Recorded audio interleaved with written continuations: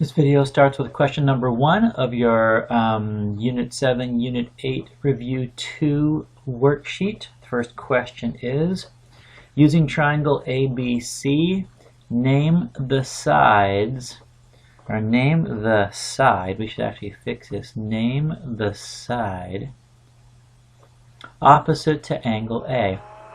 Well, first thing we do on trig questions class is we always label the hypotenuse. Let's change that color.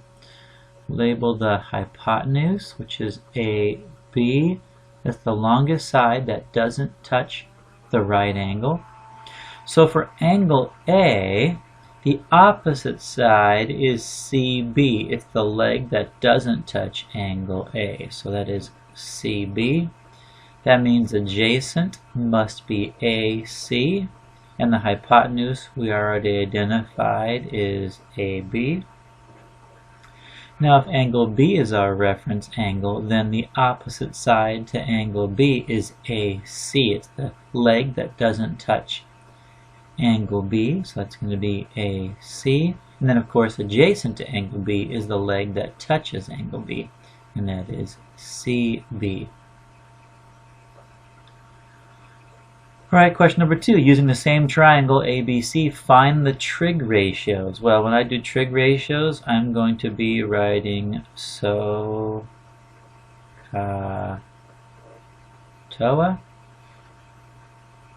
Sine of angle A. We know sine is opposite over hypotenuse. SOH, sine is opposite over hypotenuse. Cosine is adjacent over hypotenuse. And tangent is opposite over adjacent. So let's figure out our side lengths based on reference angle A. Angle A opposite is CB. CB is 24 and our hypotenuse is 25. For cosine, adjacent is AC. That's 7 over hypotenuse 25. And then tangent is opposite over adjacent, CB over AC, which is 24 over 7. So opposite over adjacent. Looks good. Let's go ahead and plug those into our calculators. If you can do this now. I'll do one of them and then we'll just write the rest of the answers down. So let's take a look here. So 24 divided by 25 equals, oh, it's exactly 0.96. So I don't have to write 3 decimal places. I can write 0.96. Let's do one more since that one came out exactly. 7 divided by 25. Oh, it came out to exactly 0.28. Alright, so we're getting some exact answers here, 0.28. If it's exact, you don't have to write the 0 on the end. And then let's do tangent. 24 divided by 7 equals, okay, now we have a rounding. 3.428, and the 5, the fourth number, means we round the 8 up to 9. So 3.429. 3.429. Alright. Now I can save a little bit of time here in this next one, class. Now I know that sine is still opposite over hypotenuse, cosine is still adjacent over hypotenuse, tangent is still opposite over adjacent. But if you take a look at this, we've learned this, is that sine of angle B is going to be the same as cosine of angle A. And that means it's going to be 7 over 25. Now of course you could still look at opposite, which is AC, over hypotenuse and get the same thing. Cosine of angle B is going to be the same as sine of angle A. That's 24 over 25. And then tangent of angle B is going to be the reciprocal of tangent of angle A. That is 7 over 24. So putting those in your calculator, you're going to get, of course, same answer here as cosine of angle A, 0.28. This is going to be 0.96. And then we got to do 7 divided by 24. 0.29, and we're going to round the 1 up to 2. 0.292. Alright, let's go to question number 3. Same kind of question, just more practice. Gee, wonder why I'm having you practice these. Alright, this is the hypotenuse. We don't want to label opposite and adjacent because it depends on the reference angle. So taking a look at angle J, opposite is LK, adjacent is next to, that's JK, the hypotenuse is JL.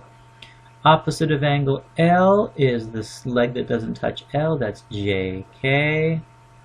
Adjacent to angle L is LK. Alright, let's go ahead and figure out our sine, cosine, and tangent. We remember again, so ka and toa. Sine is opposite over hypotenuse, cosine is adjacent over hypotenuse, tangent is opposite over adjacent. Okay, angle J, opposite of angle J is LK, that's 16. The hypotenuse is 65. Adjacent to angle J is JK, which is 63 over 65. And then opposite over adjacent is 16 over 63. 16 over 63. If I put those values in our calculator, we're going to get 0.246, 0.969, and 16 over 63 is 0.254. Alright, this makes the sine and cosine of angle L very easy, since the sine of angle L is going to be the cosine of angle J. So that's going to be the same thing, 0.969. The cosine of angle L is going to be the same as the sine of angle J. That's 16 over 65, which is equal to 0.246. And then tangent of angle L is going to be the reciprocal of tangent of angle J, 63 over 16. That one we got to put in our calculator. 63 divided by 16 is equal to 3.9375. The 5 means I round the 7 up. 3.938. 3.938. There are questions 1, 2, 3, and 4. Let's go ahead and go to the question number 5. Find the following trig ratios using your calculator or the trig tables. Round to 3 decimal places. Alright, let's do a couple of these. Let's do sine of, whoops, let's clear this. Let's do sine of 18. 0.309, and the 0 means we don't round the 9 up, so 0.309. Let's do cosine. So we've got cosine of 25. 0.906, the 3 means we don't round up, so 0.906. And then tangent of 67. Tangent of 67. 2.355, well this 8 rounds the third 5 up to 6, so 2.356. And then I'll go ahead and put these in. You can check with your calculator to make sure they're right and make sure you know how to find these. 0.731, and this should be 57.290. Let's check that tangent of 89 real quick. I want to make sure it's rounded correctly. Tangent of 89 degrees is equal to, yeah, 57.2899. The fourth 9 rounds the next 9 up to 0, and the number before that to 9. That looks good. Alright, that's end of question number 5.